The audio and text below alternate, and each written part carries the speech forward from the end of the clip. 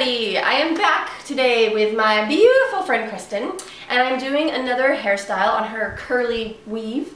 It's not actually a weave, a curly head of hair. It's all hers, I swear.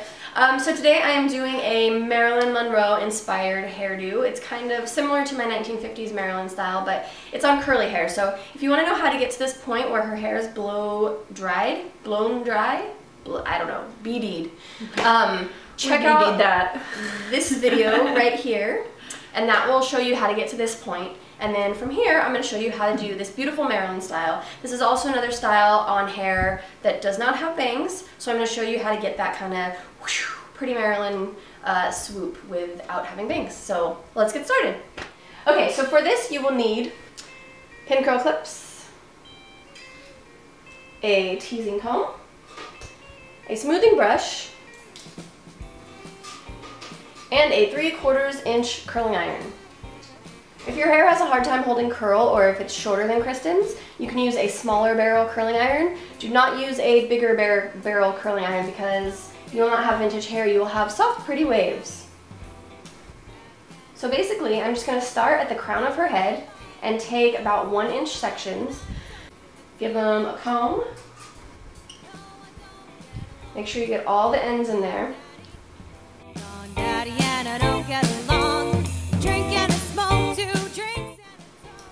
And then once you've got that curl, slide the curl off onto your finger. When I'm doing it on my own, it slides off onto my thumb, but obviously things are a little backwards when you're doing someone else's hair. And then roll it close to the base and give it ye old pinning. And that is your first pin curl. Now I'm going to do the same thing over her entire head of hair.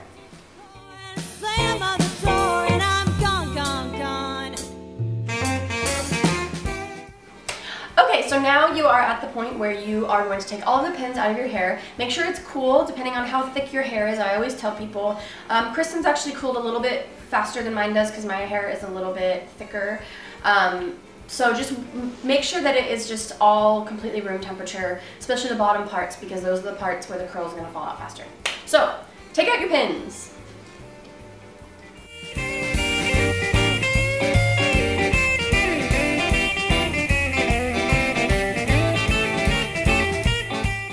Okay, so once all of your pins are out, you're going to take your teasing brush, and first you're going to work on the bangs.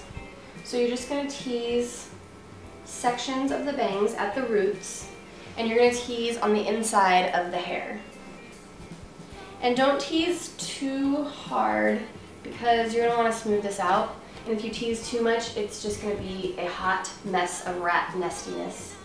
Wow, that was not even English. A lot of S's and nesties. And you can give it a little spray in between if you want for longevity's sake. I'm not going to do it here because I'm going to be doing some styles after this, so I don't want to oversaturate her hair with spray. But depending on the texture of your hair, you can use spray if you need it. And you're done! Okay, so I'm actually going to just kind of brush out the rest of her hair in the meantime so that the rest of the style is done. Okay, so first you just want to kind of brush it out with your fingers so that you don't ruin the curl. Oh, yes. This is really strange for me because Kristen is my curly haired friend. So to see her with like vintage curls and not her normal curls is a departure. Kind of exciting. So you just kind of want to brush the bottoms of the hair so they all kind of lay together. You want the curls to be uniform and not like curly Sue curls or poodle curls. Blow drying the hair and then curling and pinning also helps hold the curl because you still have a little bit of moisture in your hair when you're doing the curling, and once it cools, it's cooled all that moisture out, so it's going to hold the curl better too. This is also, you can do this if you don't have curly hair, it'll hold the curl better. You are such a vintage babe. Okay, so now you're just going to smooth the top layer of that teased hair. And you can put your part wherever is best for your head. You don't have to put it as far over. And you can actually, if it's too far, you can take some of the hair out. Just do what's right for your head. And you're just going to smooth that front layer. And you can use smoothing wax if you want. I prefer smoothing wax over hairspray, especially for curly hair, because it's going to tame the frizziness. The hairspray is just going to kind of foster the frizziness. So take your comb like this and push the hair forward over the front of the comb, so it creates a little swoop. And then on the other side, just arrange the curls. Whee! I need a swivel chair. And just smooth the tops, make sure you don't have any weird flyaways. When I do this style in my hair, I put a little bobby pin to anchor it in there to create the illusion of this curl, but when you have longer hair, it's actually easier to do. So, good on you. Yeah.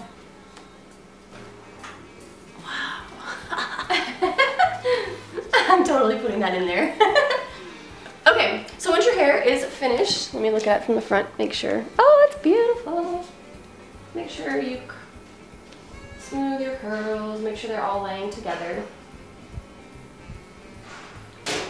And then you can take a flower and just stick it in on the side.